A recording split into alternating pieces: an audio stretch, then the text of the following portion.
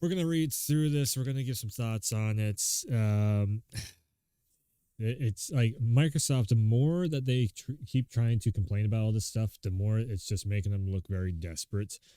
That they are trying to keep a foot in the race of all the gaming stuff. But in all honesty, all they're doing is turning more and more into a storefront that is something like Steam but with a subscription to it. Basically, like a modern day Blockbuster is more or less the way I'm looking at them now. U.S. members of Congress accuse Sony of blatant anti-competitive conduct in Japan. Okay, a number of Congress members have accused Sony of engaging in anti-competitive behavior in Japan at the expense of Xbox. This is not. I mean, this whole thing right here is not true at all.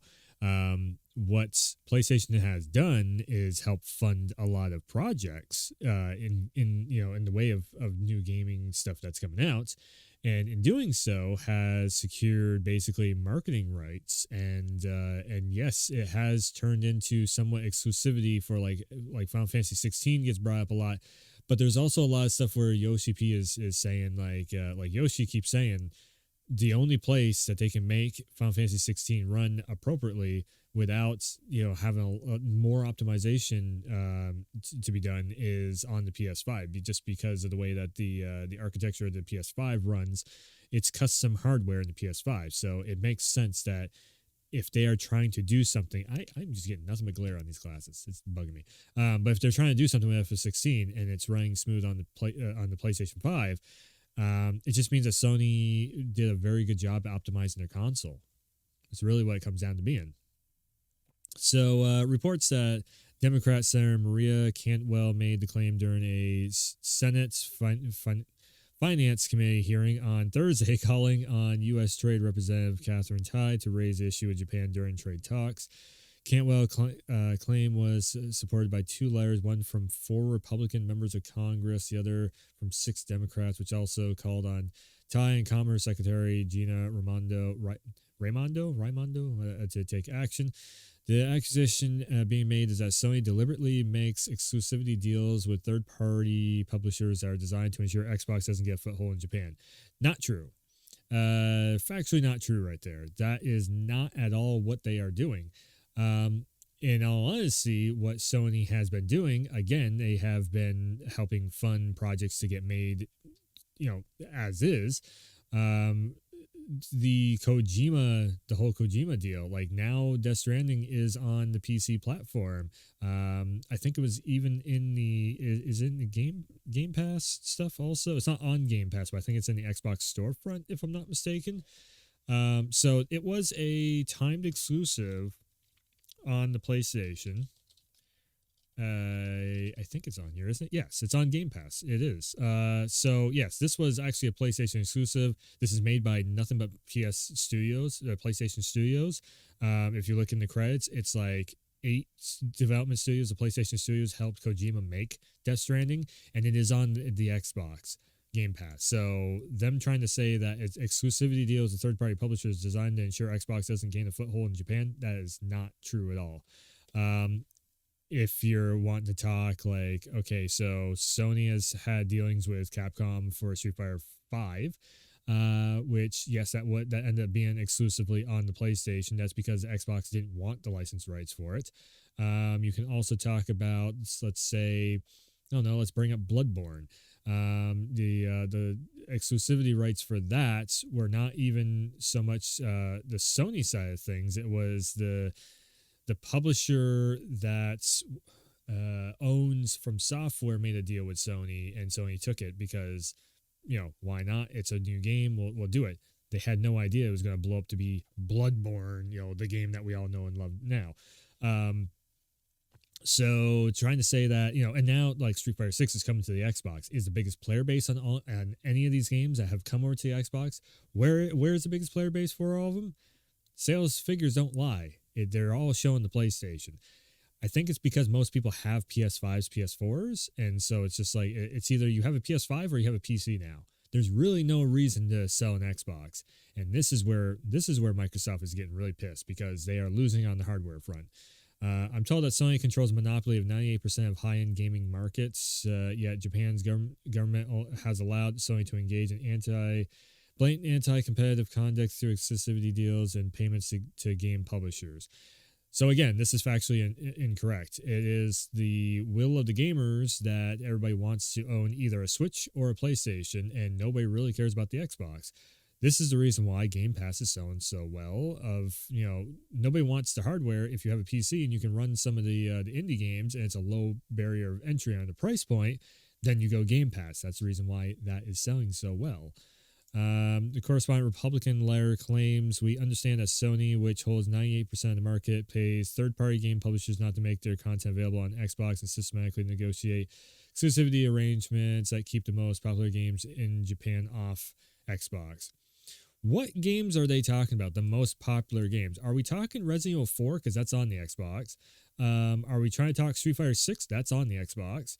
Hi-Fi Rush is made in Japan. That's exclusively on the Xbox. That's not even a PlayStation. That's not even on the PlayStation. What games are we talking about here? I'm very confused by this statement. Again,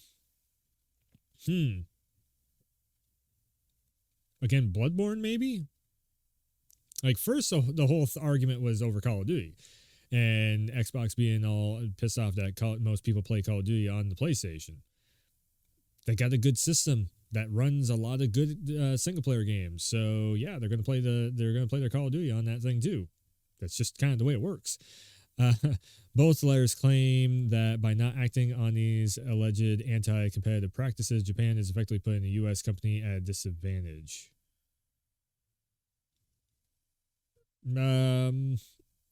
Because they're trying to say that Japan, because they're working with another Japan company, they're putting the U.S.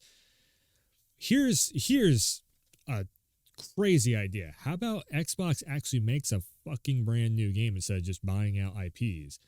That's a wild idea, I know. Then you wouldn't have to worry about Japan studios working with Japan companies.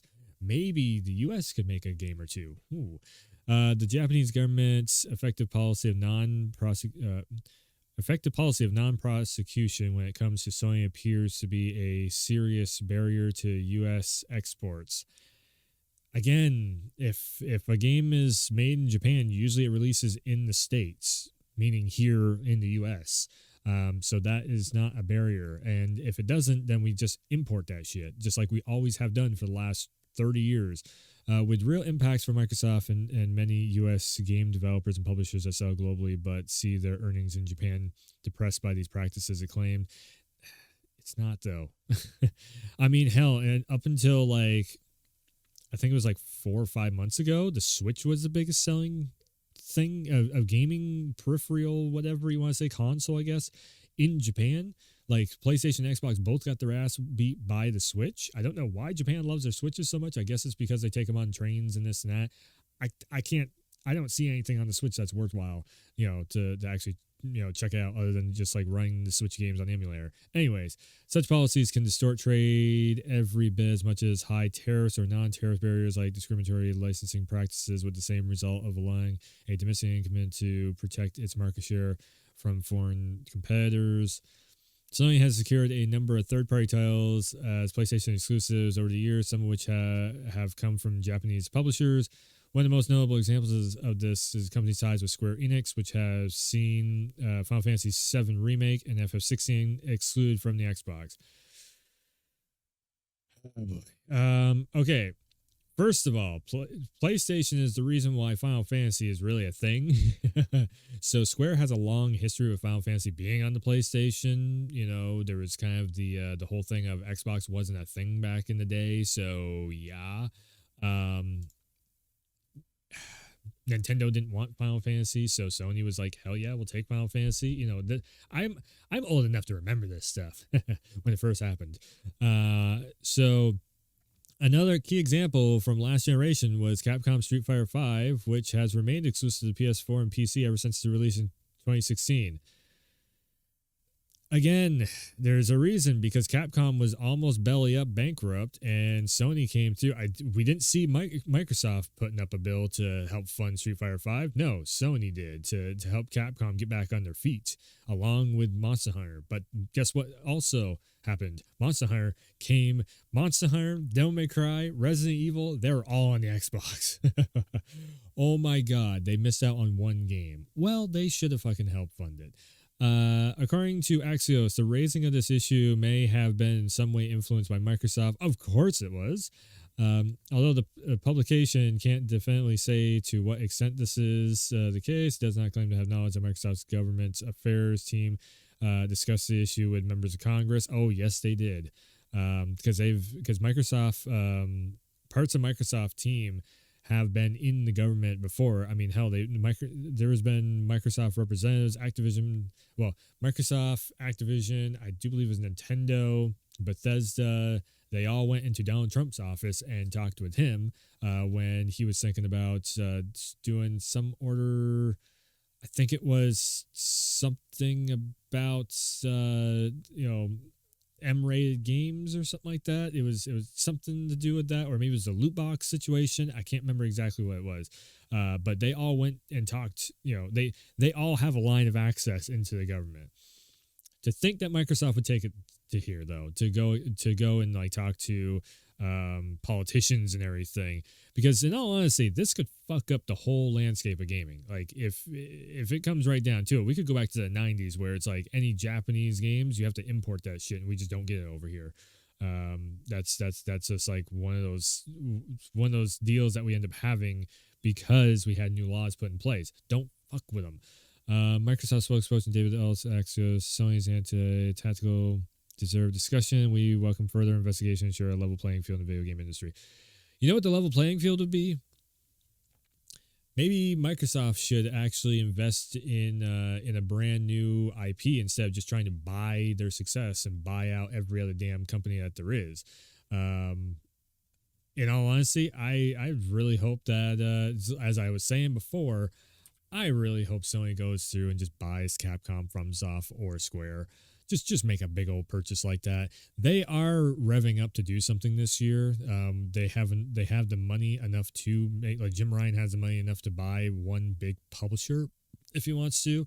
Now, what I think they'd probably end up doing is probably buy Capcom and get the development teams of Capcom and just do the publishing, or From Software. They have, I think From Software might be the bigger one that they would actually go for because they've already invested money into that to actually buy out From Software out from the publishers, because there's a Japanese company that owns From Software, so they'd have to go through that loophole and everything, even though Miyazaki really doesn't want to be owned by one. It's like it's like Kojima, like Miyazaki doesn't really want to be owned by one single platform, but if he does do that, there is a very good chance that we might end up seeing better funding for From Software. On top of, we might see Bloodborne again. So, I mean, weigh the options there.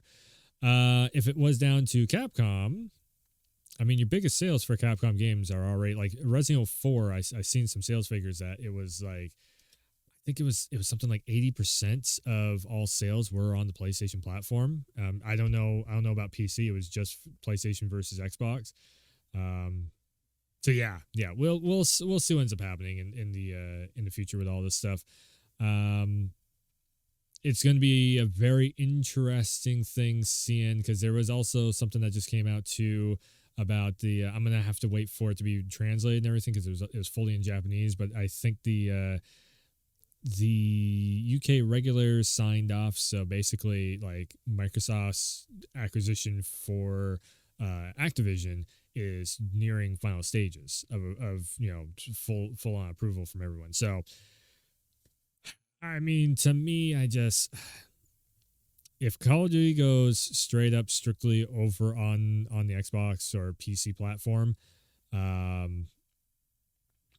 I guess, as I was saying before, MW2, that was one last ride that I did with Modern Warfare 2. I'd love to see it in Modern Warfare 3 and it be a three-piece, a brand new or a reimagined trilogy of all the Modern Warfares, because that is my favorite Call of Duty series, is Modern Warfares. And they've done an excellent job with the new Modern Warfare. 100%. I love that more than anything else I've seen. I've been really loving the Modern Warfare series. So, um, yeah, it kind of sucks that Microsoft would go this route to get the politicians and maybe screw with regulation and all that stuff. But that's just the way. It's just the way Microsoft always has been, though. They if they are not ruling the living room, so to speak, as Bill Gates used to put it, then they're going to throw a little bit of a fit. Like, subscribe, share, and all that good stuff, and do the YouTube things. And yeah, I thanks for tuning in, thanks for stopping by, and I will see ya next time.